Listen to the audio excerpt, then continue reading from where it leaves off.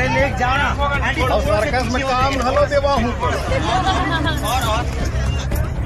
हमारी हो हमार एक गाना शूट करा था। गाना के बोल हुए छत्तीसगढ़िया डेंजर भैया।